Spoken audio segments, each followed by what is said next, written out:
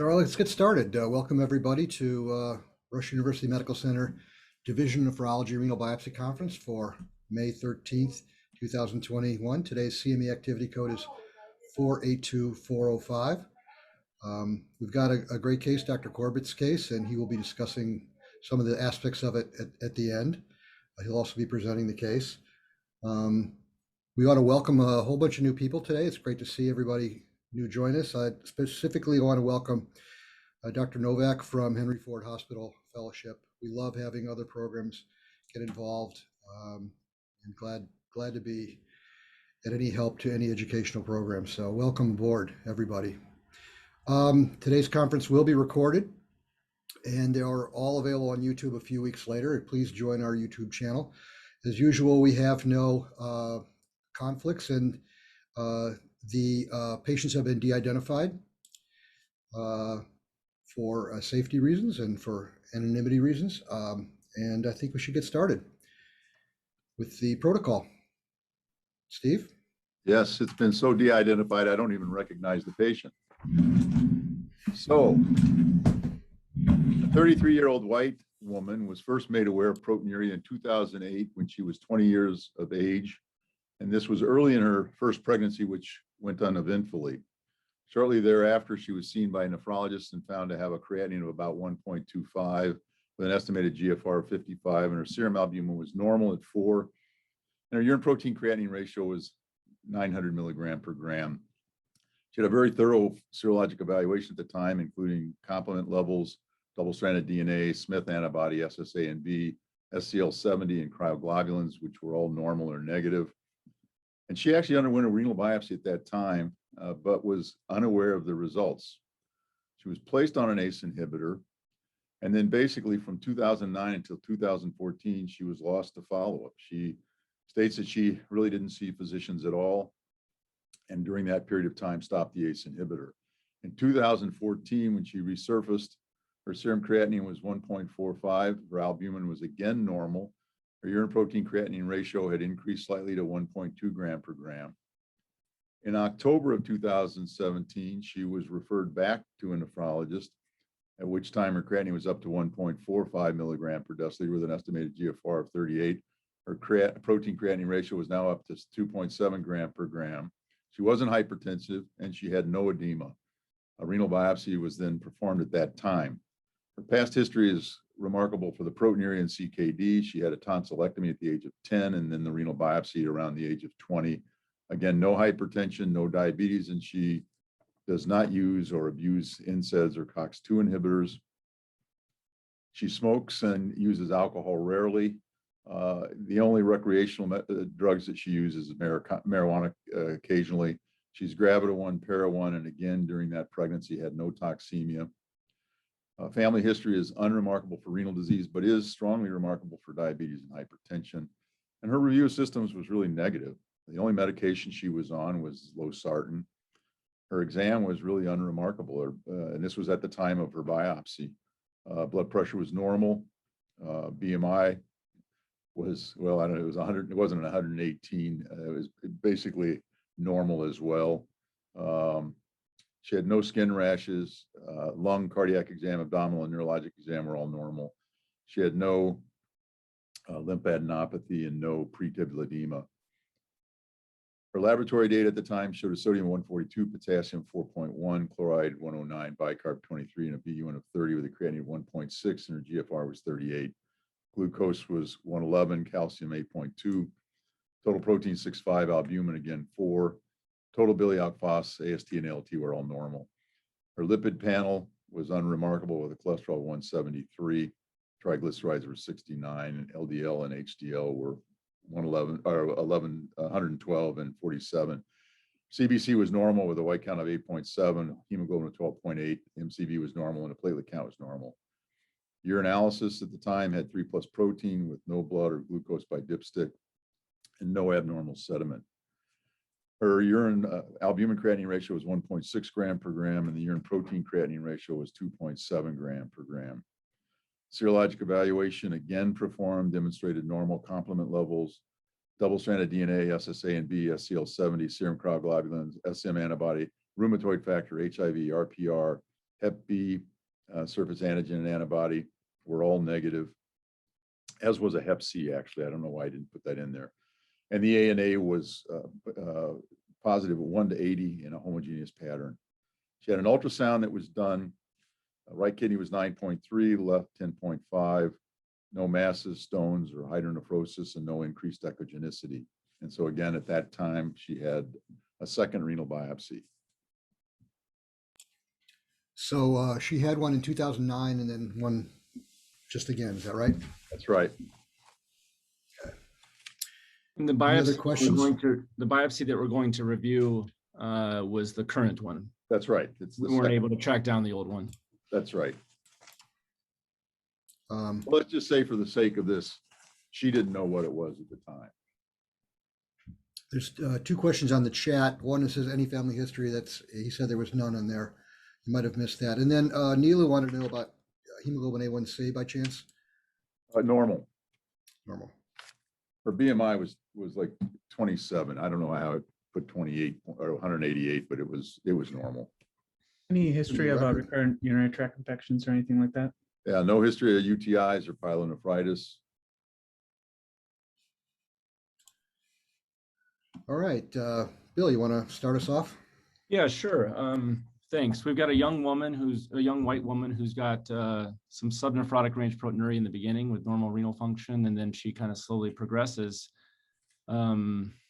despite not having a lot of proteinuria. And then when she comes to follow up now again, she's already up to 1.45 with the creatinine, and she's got about 50% albuminuria, and her total PC is 2.7 grams, and she has an absence of hematuria.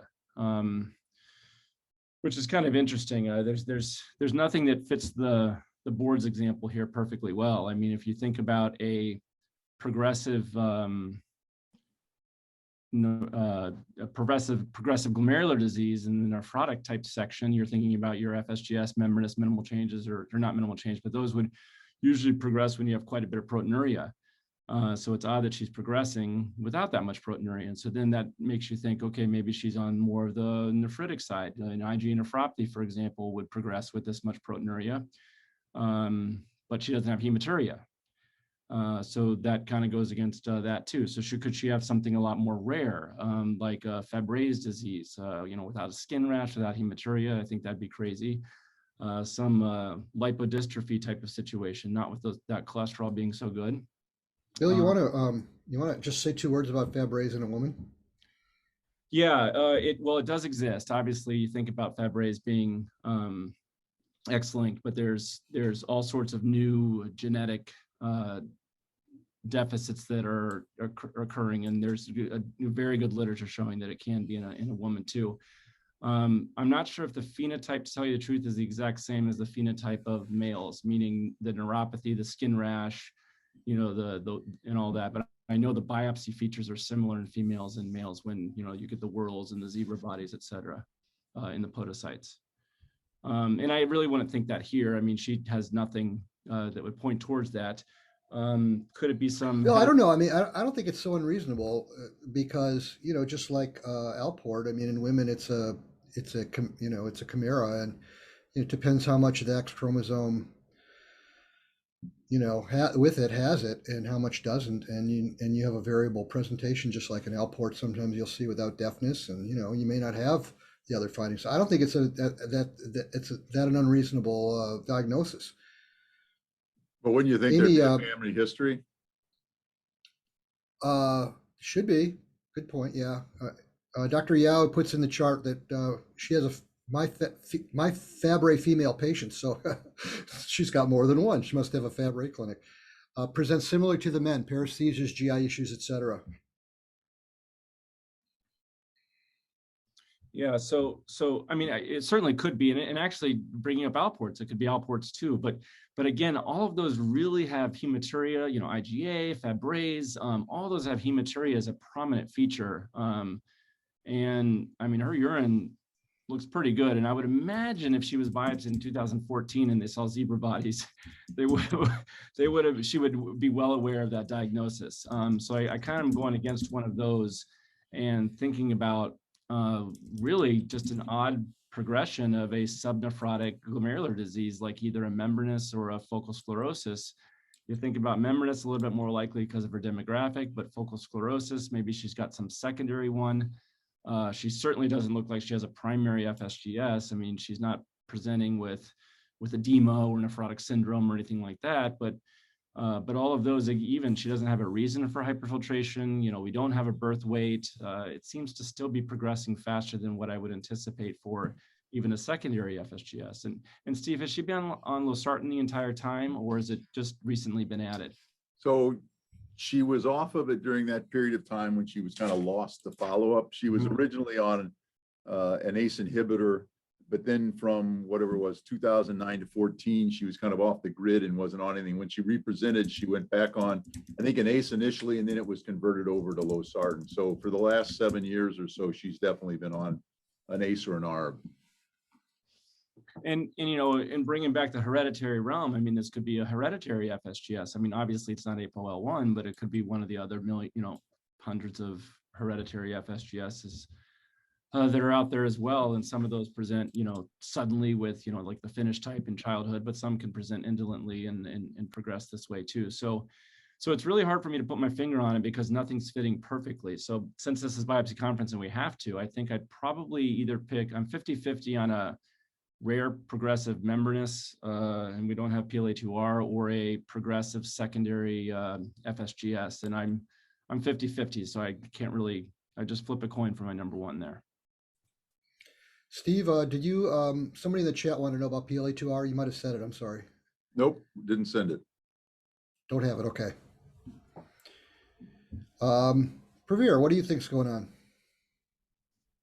Yeah, no, I think it's kind of what Bill said. I think based on, you know, we were kind of thinking about, as you go through it, I was looking for anything that would kind of help us direct towards, you know, a unifying diagnosis here. And like Bill said, it's very difficult, but I'm leaning more towards, you know, what could have been her first biopsy. They put an ACE inhibitor. It could have been membranous. You know, she was non-nephrotic, and the management would have been, you know, doing an ACE or an ARB for 6 months like we do, and this could just be progressive membranous. The age and the demographics don't fit perfectly, but that's definitely a possibility. And then FSGS, secondary, again, it seems more of a secondary process given the lack of, you know, nephrotic syndrome. The albumin is, you know, normal, didn't have significant edema. So it seems, again, a secondary process if it is an FSGS from what, you know, that will remain the feature. We don't know the exact birth. We no preemie, she didn't have a history of preeclampsia.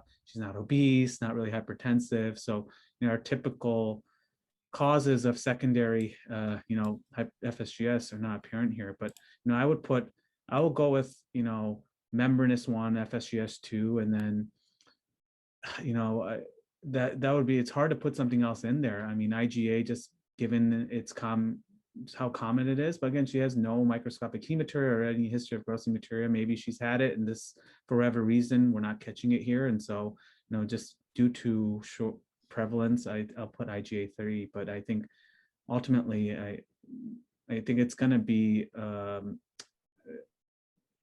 those three. Outside of those three, I'd be shocked. So Dr. Yao wrote back, she says 30, I'm sorry to laugh, it's just so funny, 30 Fabry patients that she follows, which is really quite remarkable, considering I won't even say how many I follow. But getting back, I mean, Bill's point, of course, is true. She had a biopsy. It's hard to believe that was missed, but I think it's still an interesting thing to bring up.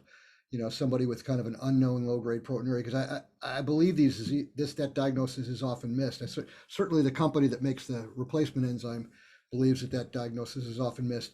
And she said that a lot of these women have just nephrotic range proteinuria or 1 to 3 grams, non-nephrotic range proteinuria, 1 to 3 grams, and don't have a lot of hematuria. So except for the fact that she had a biopsy and doesn't have zebra bodies, I think I'm glad you brought it up, Bill, because that's something people think about. And I think we don't think about that disease enough.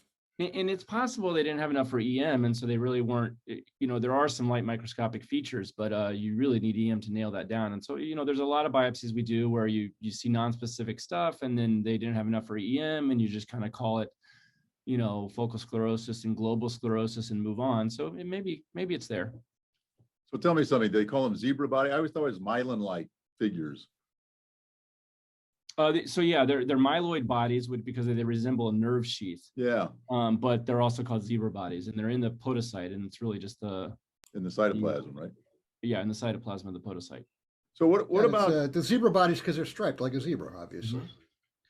or they look like myelin? What about just a chronic GN? You know, when I was a fellow, I remember we'd biopsy people that had low-grade proteinuria, and you'd see some immune complexes in the mesangium, and they just ultimately fell into this category of a chronic GN. Well, let me Okay. ask Casey. Casey brought up a really good point. It's not, Casey brought, chronic GN was a kind of a, before we had some serologies for some of these things, I guess, but that's a good point. But, when I think of chronic GN, I don't think it 1.5 grams, 2 grams of proteinuria. I'm thinking of, much more proteinuria before I would put it into that. I mean, this really fits into the either a really low grade GN or tubular interstitial disease. By the way, I'm sorry, you have a protein, there it is, albumin creatinine. Okay. Yes. That's probably not tubular proteinuria. I'm sorry. And Casey had a couple questions. She also has an ANA of 1 to 80. No one's really. Well, that's what I want Casey. No, I want Casey to talk about that. I want Casey to talk about that. Yeah, I think Bill's differential was really good, and I do think this kind of smells like a secondary FSGS, but that ANA being 1 to 80 in a 30-year-old female who did have some abnormal creatinine during her first pregnancy, I feel like lupus should definitely be discussed. And this could be either a subnephrotic membranous lupus or even a mesangial lupus. I know the lack of hematuria is, it doesn't completely fit, but, mesangial-proliferative or mesangial lupus versus a membranous lupus, something that connects the case to the ANA positivity should definitely also be on the differential. So I just wanted to add that piece, but I think Bill discussed the rest of this stuff pretty well. No, but that's a good point. I know, Roger, I don't mean to kind of keep taking over, but latent lupus nephritis, it's a membranous is the one common lesion, and then they don't necessarily have to have any serology or other features of lupus, except the biopsy has full house and the other features consistent. And then years later, they present with, autoimmune stuff. But I mean, they don't have to be nephrotic right from the get-go. So I would think, as you suggested, Casey, latent lupus membranous has got to be somewhere in the differential. Yeah, I think that's a really good point. I think unless anybody has anything else, it's time to spin the wheel. We can't hear you, Raj. Time to spin the wheel.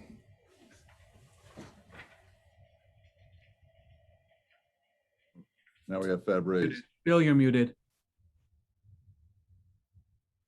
Yeah, so this is just a nice example of what it would look like. Maybe we'll see it on this biopsy, who knows? But these are the zebra bodies, the myeloid bodies, and it's seen in something else like chronic hydroxychloroquine use or silicosis. But even here, they're called myeloid bodies, myelinosomes, or zebra bodies. I panicked for a second that the pathology came up prematurely. That was Bill's screen. All right, the wheel. The wheel.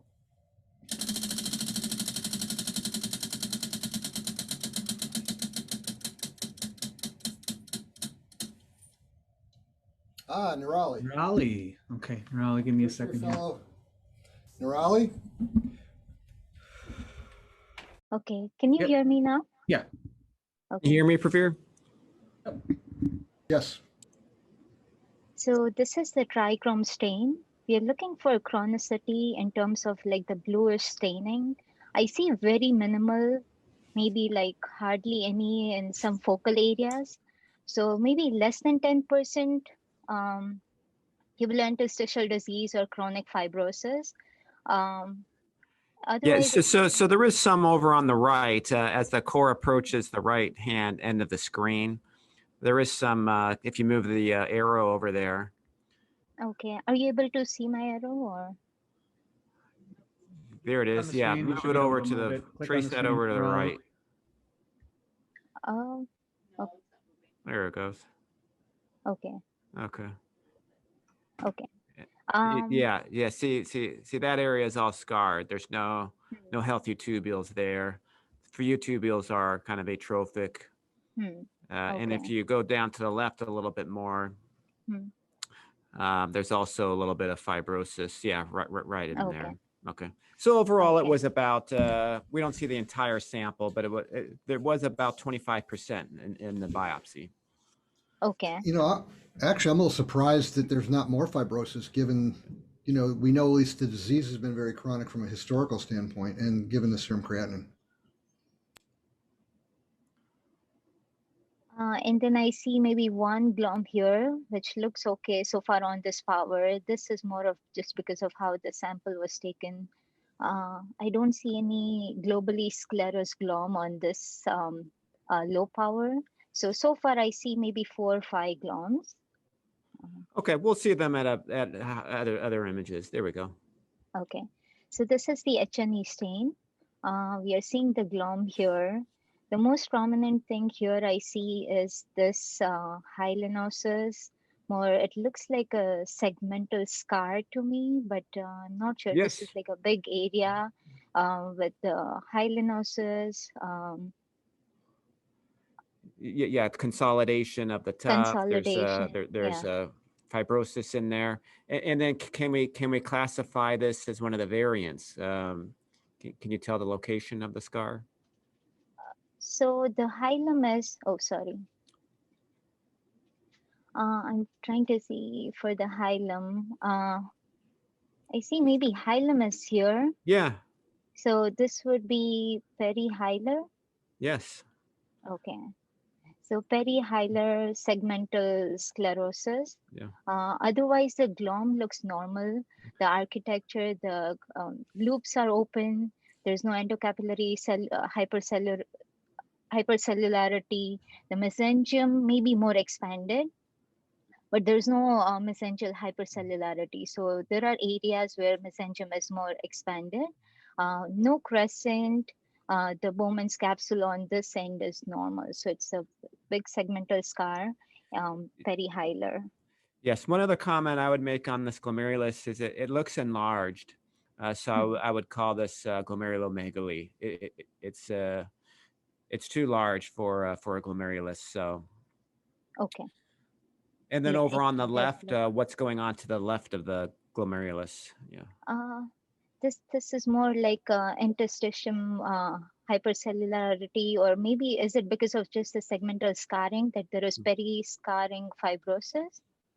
Well, look at over on the right side of the glomerulus. There's some healthy tubules, right? We don't see any of that. So over on the left, yeah, so there's tubular atrophy there and interstitial fibrosis. And Okay. those are lymphocytes, probably nonspecific inflammation associated with that area of interstitial fibrosis. Okay. So this is a second glom here that we are seeing. Again, segmental scarring. This is a big, almost more than half of the glom is like all scarred out. There is very small glom which looks overall healthy otherwise. So significant scarring of this glom. So focal segmental scarring in this glom, and there is interstitial infiltrate, as we are seeing. It looks mainly lymphocyte. So interstitial hypercellularity and inflammation. Okay. There's almost more scar there than healthy tissue. Right. Yeah. Okay. Okay. Pier staining. We are seeing one glom here in the center, and then there is the second half here. On the Pier stain, I think there is still some segmental scarring here, or I don't know if it's just a mesenterial expansion. No, that's just at the hilum down at 6 o'clock. Right. You have increased matrix around the hilum. Actually, you have, and in the glomerulus on the bottom right, you also have some hilum that shows the same features. Okay. So otherwise, glom looks normal here. No, I had to take. I wouldn't say normal because again, this glomerulus is too large. So there's glomerulomegaly. Glomerulomegaly. But other than them being hypertrophied and enlarged, the architecture is preserved. Right. The capillary wall is thin, nice, delicate, and everything is okay. Then we see the tubules here, which look relatively healthy. This area has more of interstitial infiltrate. more of focal here. I don't see in the other areas, but otherwise tubules are packed nicely. Not much tubular atrophy. And then the second glom, difficult to say anything, but looks overall okay. Do you see any vessels in the photograph? This one maybe here? No, it looks Yeah, like, yeah, that's an arterial. Yeah, okay. that looks open. And then Yeah. up at the top of the screen, you have 2 more arterials. Yeah, and right, Okay. that show no hyalinosis. No hyalinosis, yeah. Okay. Yeah. Pier Staining, we saw this one. Dr. Baxi, can you move one forward? Yeah, so this was the one we saw on Yeah. the previous slide, and now at higher power. Actually, if you go back, Pravir, so it is enlarged. It's occupying the entire screen nearly. Screen, yeah. That's Okay. true. Yeah, Yeah. haven't seen such big Yeah. glom, so Yeah. significantly enlarged. Otherwise, the David, architecture looks okay. David, I know you don't have the means to exactly measure that, but is that a fair statement that, you know, you say take the same size picture all the time, and if the glom fills that screen of that same size picture, that you're pretty No. sure it's If it fills a 40x field on Yeah. on a microscope, it's enlarged. So the pictures aren't exactly a 40x field. So you Okay. can't go by the. Yeah. So this photograph, for example, is not 40x. If we go to the next stain, the silver stain, Pravir, yeah, that's 40x. So look how large that is. The typical glomerulus, you would see the entire one on this field. That's a great point. So David, what's considered a normal diameter of a glomerulus and what's considered enlarged? When Vivek Dagati and those guys talked about glomerulomegaly, you remember what the sizes were? I'd have to get out my textbook. If I remember, it was something like 250. I think 300 nanometers is normal. Yeah, it was greater than 250 is what I recall, but yeah. So That's awfully convenient because that can be the size of a glomerular basement membrane too, for thin or not. 250. Just got to remember that. There you go. So this is the silver stain, Jones stain. I don't see any spikes, holes, breaks, slits. So other than being the glomerulomegaly and just so large, the architecture looks okay. No spikes or holes. Immunofluorescence is negative. Synthesized neurally. Okay. Yeah, fluorescence was negative for everything. Electron microscope. So to orient ourselves, this is the capillary lumen, multiple here, and this is the urinary space. So blood space, urinary space. Capillary glomerular basement membrane looks normal. I don't see it's thickened. There's no electron dense deposits in the GBM, in the mesenterium. So EM looks normal without any deposits. Well, what's the most important thing? We have segmental scars on the light microscopy. So what's the most important feature of EM now?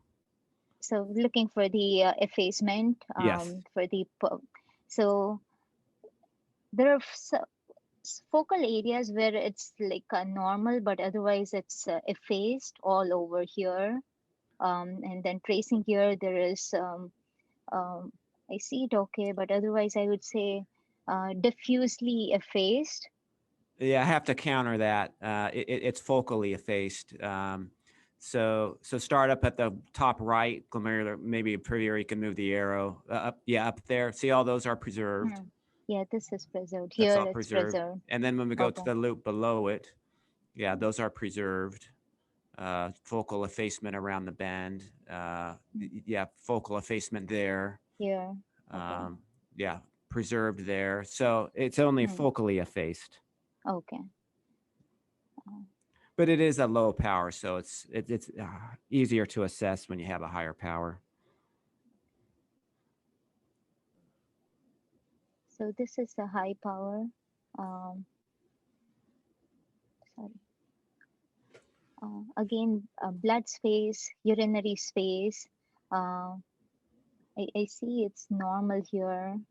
Yeah, so how about the podocytes on the bottom capillary loop? What do you think there? They're like preserved or effaced? Here it looks effaced in this area, preserved, so more of like focally effaced, but it's more prominent here that it's effaced compared to here. Well, in one portion also where you were, where the arrow was, that they were denuded, so they're just not present. Yeah, see, over to the left, they're not present there. They're just lifted off, so we can't assess in an area like that. But overall, focal effacement. Okay. So would that lean more towards a primary or secondary FSGS? More of secondary. Correct. Is this the last slide? Okay. Again, blood space, urinary space, focal areas of effacement. I don't see it here very well. It's more seen here maybe, but yeah, more prominent that it's effaced, the podocyte. Yeah. David, is that a pseudo hump at the far right there? Yeah, that's just probably a funny cut of the basement membrane. No, way down at the bottom right. Yeah. So Right. Yeah. Funny cut of the basement membrane, I think. Okay. Yeah. All right. So, Nirali, what's your pathologic diagnosis? So this goes along with glomerulomegaly, segmental FSGS, and this appears more of a secondary FSGS. We don't have clear cause so far from the history, but glomerulomegaly and secondary FSGS, and with a mild IFTA, about 25%. The only thing I would add is that we have a Perihyler variant of FSGS, and the glomerulomegaly, which can be related to obesity. But if this patient was obese, it could be due to. Well, she had a BMI of 188, so I think that's that qualifies. So could represent compensatory hypertrophy. We'll discuss that. Casey, how do you put this all together? Well, yeah, I mean, from the beginning, I think secondary FSGS did seem to be high on the differential, and the biopsy kind of confirms that. The question is, what's causing this? And obviously, her BMI is 18, right, Steve? Yeah, her BMI is like 25. 25. Okay. Yeah. I mean, that's not high enough to do this. Other things would be, with the oligomeganephronia from premature birth, reflux, sickle cell disease, drugs, HIV infections, viral infections, what am I missing? Those are some sort of list of secondary causes of FSGS, and looks like you ruled out HIV. She's not obese. She's Caucasian, so sickle cell is not there. So this has to be something related to the genetics, or just premature birth, or just not enough nephrons during development. And I'm not sure if clearly you don't need to do immunosuppression. Because it's secondary. That's kind of the first line of, as far as treatment is concerned, I would probably just do conservative ACE and ARB therapy. And unfortunately, the way it's progressed from 1.2 to 1.4 within a few years, this is probably likely to continue to progress. But that's basically all I have to add. Is I'm not really sure what is causing the secondary FSGS. Your point about treatment is such a good one, because I will say that we see a lot of cases and second opinions where these patients have already been tried on steroids and they've already been tried on cyclosporin. And there's a really great article by Fervenza. I'll see if I can put it in the chat when I get a second here, where Fervenza at Mayo Clinic, where they just went through, secondary FSGS versus primary, really making sure that that's the first step in differentiating, because the treatment is just so different. So your point, Casey, is such a good one. And this is clearly, the primaries present like a primary nephrotic syndrome, and they have foot process effacement. And this is everything classic about secondary. There's no edema, the albumin's normal, you got a Perihyler scar, you've got foot processes that are preserved. I mean, really just classic secondary. But you're right, we've got to now go embark on the workup of what's the cause in somebody where we don't have an apparent obvious clinical one. Yeah, I think Bill's original point about the fact that this patient, doesn't have a lot of proteinuria, but is still progressing is still kind of interesting. And maybe, you have enough years, this can happen. We've seen I've seen many secondaries from, significant reduction in renal mass. This patient has 2 kidneys, it doesn't apply here. But they progress, but they've got nephrotic range proteinuria or more so. They're not always nephrotic, but they've got a lot more proteinuria. So it is kind of interesting. Bill, what would you think about a SGLT2 inhibitor in someone like this? Well, I think I would start on an ARB or an ACE first, and she's already on that, and maybe see how that goes for a while. If you can get proteinuria reduction, she hasn't been on that. I certainly think adding to it would be smart if you can get away with it with blood pressure reduction. Both of those agents, ACE inhibitors or ARBs and SGLTs, will lower blood pressure, so we'd have to be a little careful. But I would certainly think that's worth trying if hyperfiltration is the injury here. In some of the genetic global sclerosis and focal sclerosis, some of them don't respond to ACE inhibitors. APOL1 is classically one that doesn't have the same response rate as we would to see in a diabetic, for example. So since we don't know the cause, we don't know that it would necessarily work, but it surely would be sensible to add an ACE or an ARB and the SGL2 just for chronic CKD management. That's APOL1 hypertension, or you think any APOL1 disease? Because I don't know that we know that about all APOL1 related disease. True. We know APOL1 patients, actually, some of those patients that are nephrotic will respond to immunosuppression. So the APOL1, at least with regard to immunosuppression with FSGS, doesn't dictate whether a person is going to be responsive or not. And that really gets back to, second hit. They have APOL1, but the second hit may be what responds to therapy. So well, they have the permeability factor coexisting with it, which I think, if I'm reading Bill right, I mean, the article that Barry Friedman had in the New England Journal of Medicine about people with hypertension and APOL1, the whole issue behind why they'll progress no matter whether you keep their blood pressure under control with ACEs and ARBs has to do with the APOL1, not so much hypertension control. It's kind of a fait accompli. Why a lot of our patients come in, African Americans come in and say, well, my blood pressure has been under great control, but I continue to progress. And his article kind of set that straight, that this APOL1 predisposition kind of takes precedence. Well, that's explaining the results of the ASK trial, which is, assumption was it was blood pressure, hypertensive nephrosclerosis was the primary disease. And he's just taking that to the next level. I will hand it over to Dr. Corbett. He has some slides to go over, and maybe you can answer this at the end, Steve, but I'd be really curious. I'm sure we don't know the answer to that, but as a general rule, we see cases like this, and Dr. Gashty threw out a laundry list of potential causes for secondary FSGS. I wonder in the end how many we actually find a cause for, even though we know there's a lot of causes. I wonder how many we actually do determine. So you can answer that now, or you can answer it at the end. No, it's a good question. I think we'll go through it and then I'll answer it at the end. I've got 40 or 50 slides. It shouldn't take me too long, and so we'll get headed into this. Steve, you can cutting down from your last time, I see. Yeah, well, I figured 100 was just too much. If you can click on the screen and you can. All right. Yep, there you go. So, yeah. So, let's see. A lot of this, these things are always more complex than what we're going to get into, but hopefully this will make some sense. I mean, for sure, this comment's always out there. Focal segmental glomerular sclerosis is a pattern of injury. It doesn't tell us anything about the pathogenesis.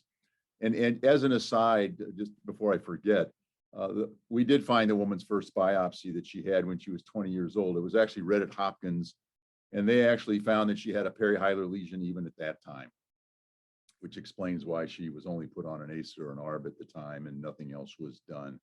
But we were able to find the report. I never did see the slides, but they clearly said she had the same lesion. Sorry. I can advance it. It's okay. Well, you can, yeah. I don't know why I'm not. So several years ago, now it's 18 years. It seemed like it was only yesterday. Vivette Degati, along with a group of nephropathologists, including Mel Schwartz, actually got together and basically tried to, I clicked because I wanted to, got together because they were trying to look at the various variants associated with FSGS. And they looked at a group of patients, If I click again, is this going to screw it up? Oh, it's under my control. You're fine. Can you see my pointer as it is or no? Do you want, no, I took it off. Can I put it back on again or no? Yeah, absolutely. Give me a second. Go ahead. Okay. Yep. So they looked at patients with FSGS, but they eliminated patients who had diabetes, membranous, chronic GN, but they included patients that had other secondary causes, if you will. And they came up with this classification, which I'm sure everybody's aware of, recognizing that, again, this is a lesion. These are seen in primary FSGS as well as secondary. And the nice thing about it was these various groups have certain clinical presentations, responses to therapy, and courses that are fairly unique. We're all aware of collapsing being associated with African Americans and a more rapid progressive course with severe nephrotic syndrome. The TIP having a similar presentation, but being very steroid sensitive and much more often seen in white patients. As an aside, just a little historic point, Mel was part of this original group. The cellular variant was the variant that Mel had originally described as the earlier lesion. It was called the early lesion, actually, in FSGS, as you watched it evolve in a patient with recurrent FSGS from after a transplant, which is kind of the one time when you can see the evolution of this lesion. And he called it the cellular variant because it emphasized the cellular proliferation of the glomerular epithelial cell. At the same time, Detweiler and the group at Chapel Hill called it the collapsing variant, and this was adopted by Vivette as well as Agnes Fogo, which more or less emphasized the collapse of the capillary loop. We were, for a number of years, kind of at odds with each other. These two terms were synonymous. During this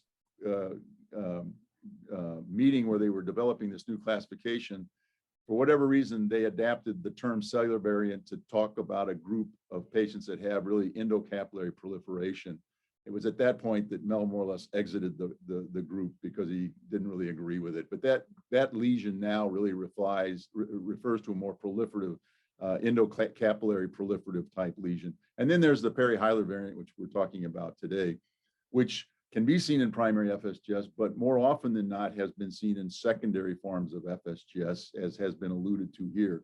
And it's more often seen in white patients. They're usually not nephrotic and can develop nephrotic range proteinuria and progressive renal insufficiency, and they have focal effacement.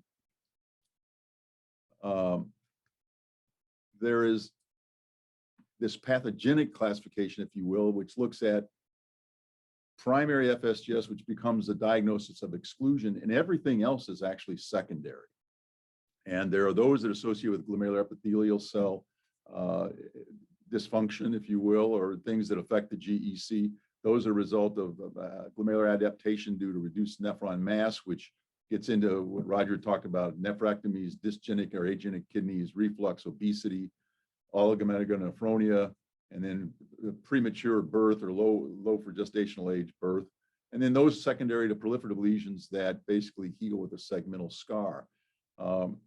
This lady, many of these things had been ruled out.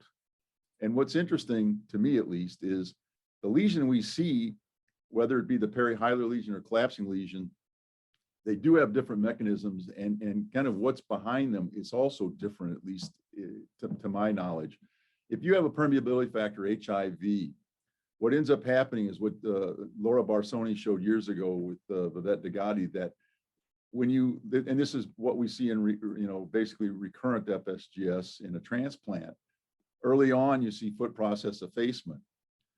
Then you start to see this collapsing lesion. And what they've found is that the podocyte is dysregulated or dedifferentiates. Now, podocytes normally don't proliferate, and they have markers of maturity. WT1 and synaptopodin are markers in these epithelial cells that imply a mature cell.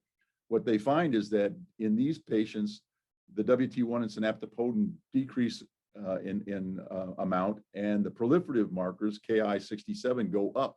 So these cells essentially dedifferentiate to a more immature form and then do proliferate and ultimately form a segmental scar. And that's at least one of what's thought to be the mechanism behind this so-called permeability factor, or HIV, when it affects the glomerular epithelial and tubule cells, as well as some of the genetic abnormalities. In the patients that have this maladaptive form of FFGS, if you will, from nephron mass reduction or renal ablation, whatever causes a reduction in nephron mass. This was basically kind of a theory that was brought to light by Brenner and Hotstetter in the late 70s, early 80s.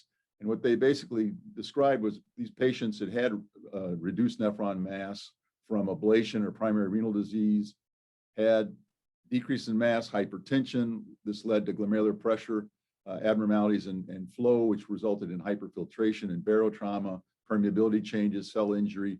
And it became this kind of recurring and ongoing cycle that led to damage in a focally sclerotic lesion. What's interesting about these patients is that in this group of patients, the podocyte's injured, but instead of proliferating, there's apoptosis, there's a lack of proliferation, like was described by David.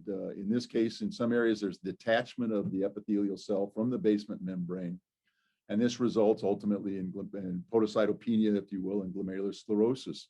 And Kritz, who's kind of one of the leading pathologists in the area of FSGS, basically showed that in FSGS early on in this model, if you will, you get the denudation of the epithelial cell, it detaches, and then it basically starts to, and the glomeruli actually enlarge and they adhere to the Bowman's capsule. Then you get, along with this, fluid leakage, which results in collapse and hyalinosis and this Perihyler scar. And then that goes on. That goes on to continue to spread throughout the glomerulus until you get global sclerosis. So at least in this form of secondary FSGS, instead of having a proliferation, you have just the opposite. You have apoptosis, decrease in the number of epithelial cells, denuded basement membranes would adhere the Bowman's capsule with exudate and the development of sclerosis and hyalinosis. There have been a couple articles, I know Bill alluded to this, that Fravenza and the group at the Mayo Clinic, along with Dick Lassick, have written, which are really very nice. There was one a few years ago. There's more recently one in 2018. And they basically get into the issue that clinically, if you look at primary genetic and maladaptive, when maladaptive is kind of what we're talking about with reflux or reduced nephron mass or low prematurity or low birth weight or oligomeganephronia, if you will. If you look at these various things, non-nephrotic proteinuria and nephrotic range proteinuria without nephrotic syndrome can be seen more often in the maladaptives, whereas nephrotic syndrome is seen in these others. With a light microscopy, the Perihyler lesion is the one commonly associated with these maladaptive secondary forms, and glomerulomegaly is seen with these as opposed to the others.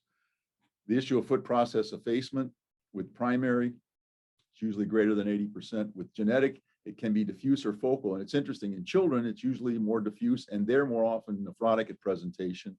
Adults, I think, as Bill may have alluded to, adults will sometimes present with a non-nephrotic proteinuria and may have focal effacement. Whereas with the Perihyler lesions, these are almost always focal and not diffuse. And so this kind of histologic and clinical correlation is kind of one way to differentiate, what you're dealing with. One of the interesting factors that's always come up is, why is it these patients with secondary FSGS due to reduced nephron mass and hyperfiltration, why do they have normal serum albumins? And this is a study that even in the more current papers continues to get quoted. And Praga looked at this in idiopathic FSGS, 100% of them had edema and severe proteinuria, but they had hypoalbuminemia, creatinines were relatively well preserved, and they had hypercholesterolemia, which we talk about frequently in nephrotic syndrome. Whereas the ones with secondary FSGS, oftentimes due to reduced nephron mass from nephrectomies, these people had reflux or obesity, equally as proteinuric, but had normal albumins and did have renal insufficiency.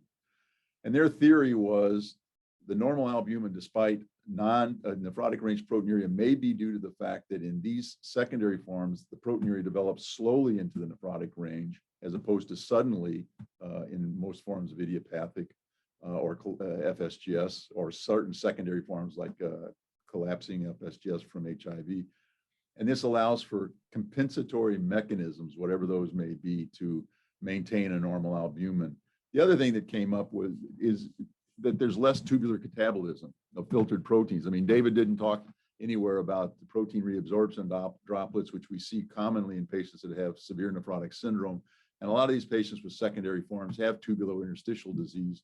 And so the thought is maybe that they're reabsorbing and catabolizing less protein, so that the 7 grams in a patient with a normal albumin represents probably closer to what may be lost, whereas 7 grams in somebody with an albumin of 2 may be half of what's being lost, because a lot's being catabolized and not being measured. And in this 2018 article, they have this very nice algorithm, which for those of you that want to go through it in great detail, you can get the article, or this will be posted on the web later. But it basically gives you an approach to how to deal with nephrotic syndrome, diffuse effacement, non-nephrotic, diffuse, thinking of genetic, nephrotic or non-nephrotic with segmental, think of genetic, non-nephrotic with segmental, think of secondary causes. And it's just kind of a nice way to kind of work through this. In Our Lady, essentially everything we've talked about has been ruled out one way or another. I mean, she didn't get pamidronate, she's not on anabolic steroids, there's no family history. So one thing to think about is was brought up as well, maybe she had a sporadic genetic mutation that predisposed her to this lesion and her course.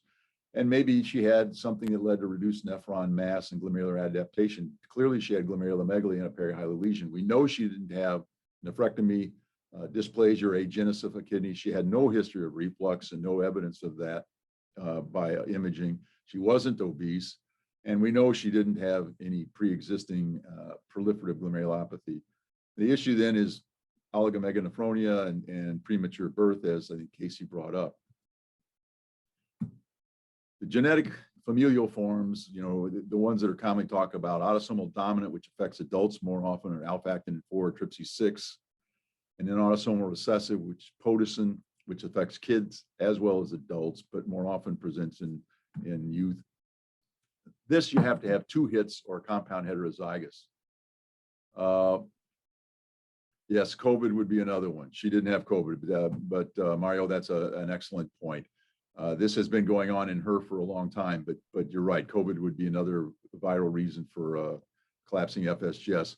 The issue with these, though, is that spontaneous mutations of these various hereditary forms are frequently talked about in children without a family history, especially steroid resistant nephrotic syndrome. About 30% of them will have spontaneous mutations of Podocin. These are extremely rare in adults. Now, what could happen is it's been shown that patients that are heterozygous for a mutation in Podocin, especially the R229Q mutation, are much more sensitive to a second hit. And this looked at patients that had R229Q and obesity. And what they found out was that if you had R229Q heterozygous hit, so only one hit, if you had obesity, you were much more likely to get albuminuria. So it may be that some of these obesity-related glomerulopathies that people have are in patients that are at higher risk for, because not every obese patient gets it, and maybe they have an initial hit that's genetic in nature. She doesn't have that problem. She's not obese. Oligomeganephronia gets brought up a lot, and I can remember it ever since, you know, I've been a fellow, and I remember Vivette Degadi and actually a number of other pathologists have brought this up. But the reality of it is, this is due to an abnormality during development in the metanephric renal bud, basically around the 14th and the 20th week. And they have a low number of nephrons at birth. The glomeruli and the tubules are large. They're low birth weight, and they have all kinds of other problems that go along with this that I really wasn't aware of. Pneumothorax, feeding problems, along with elevated creatinine and metabolic acidosis. In the first year of life, they have nausea, vomiting, failure to thrive, growth retardation, and then proteinuria and progressive renal failure. Clearly, that's not something that this patient had. So I think this is, you know, probably very low on the list. It basically turns out to be what would be a pediatric problem. But this low birth weight in secondary FSGS, which again, Barry Brenner popularized, and the concept, and Vivette Degadi in this paper looked at it, where Patients are premature, born with low birth weight, and the theory is they have reduced nephron numbers with increased glomerular volume. These patients were generally born between 22 and 30 weeks. They were birth weight of 1 kilo. They had renal insufficiency. Albumins are generally normal, despite up to 6 grams of proteinuria. None had nephrotic syndrome. They all had periglomerular FSGS or Perihyler with glomerulomegaly and only focal foot process effacement. And over time, they will progress. Now, who knows? This woman, when I called her, said she doesn't recall being ever told that she was premature. She did recall that her brother was premature at birth, and it's just she and her brother. But she didn't know of being premature and doesn't know what her birth weight was. I mean, this would be definitely a nice way to put this together. But it's, we don't have a good history to prove it, but the fact that her brother was is just kind of interesting. So, the nice thing about Perihyler FSGS is, as have been alluded to, is it's a slowly progressive disease. It will definitely progress, but it's slowly progressive relative to other forms, collapsing and even NOS. I mean, tip lesions go into remission quite well and quickly with immunosuppressive agents, but this is not a lesion you would treat with immunosuppressive agents, as everyone has basically agreed. And you would treat conservatively with ACE/ARBs and now maybe SGLT2. In her case, if we go back to 2008, I had data points all the way up until we saw her proteinuria, actually, again, not uncommon for maladaptive, if you will, Perihyler or secondary FSGS due to reduced nephron mass or number. Proteinuria has been increasing over the course of the last 13 years.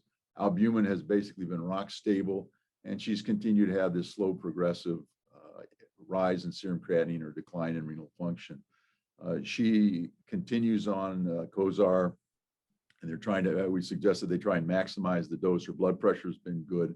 Again, she's not overweight, and hopefully her progression will continue to be as slow as possible. I think the SGLT2 is an interesting thought, and maybe something that would be worth considering in her case. And I will leave it at that.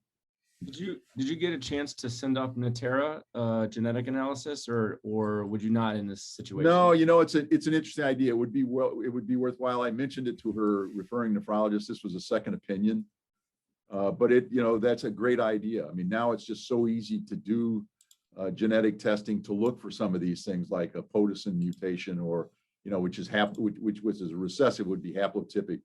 It'd be hard to believe. I mean, if she had alpha-actinin 4 or TRPC6. Even though they can occasionally present with non-nephrosis, there's generally a family history with those people. But no, we didn't. But I recommended that it would be something to consider. I have a TRPC6 patient that has proteinuria, and her mom was the one that biopsied, and she had proteinuria as well. And but unless your urinalysis was checked, you'd never know. Their renal. She's 65 years old with 1.5 grams of proteinuria, and her daughter is very similar. So. I think it can happen without progression or without nephrotic presentation. It'd be interesting to get. The Natera is relatively new. In the last 6 months, I've been using it a lot more for all sorts of things. There's often covered by insurance. It's really kind of a game changer, I think, for the future of our genetic workups for patients.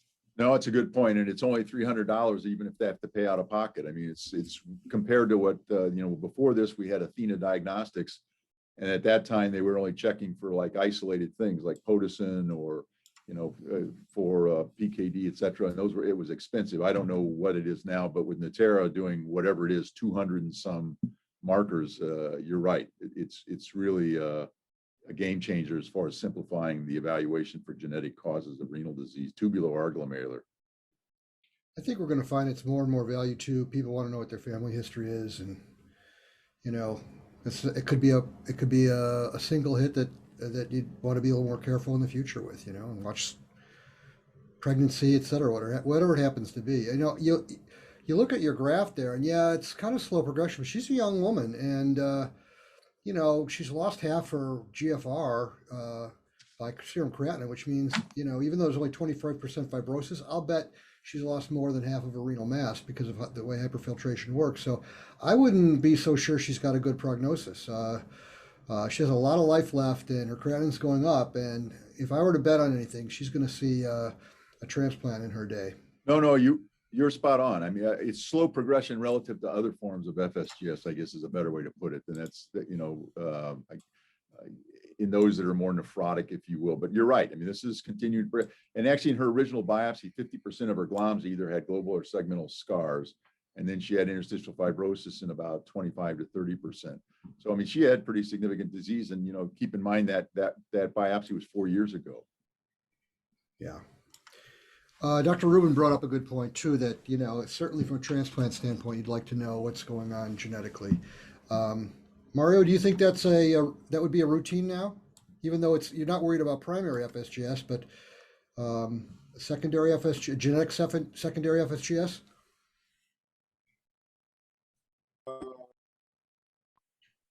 Okay, here we go. Yeah, I think that particularly if she has a living donor among family members, I mean, you really want to know. That will be the key. If she goes for a cadaveric kidney, no issue. But if she goes for a living donor within family members, you want to know. Well, would it be more for her or the family member? The family member. Yeah, exactly. I mean, I couldn't agree more. I mean, she's white, but in the African-American population, and I don't know what the recommendations are now, but man, if I were African-American, I'd damn well sure have my APOL1 checked.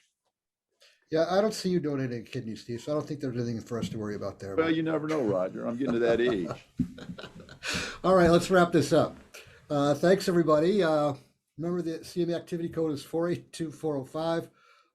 Thanks, everybody coming. We really glad to see the new people today. We hope you come back. Go to YouTube and join our channel. And everybody stay safe, and we'll see you probably next week. We'll send out the email. Thank you.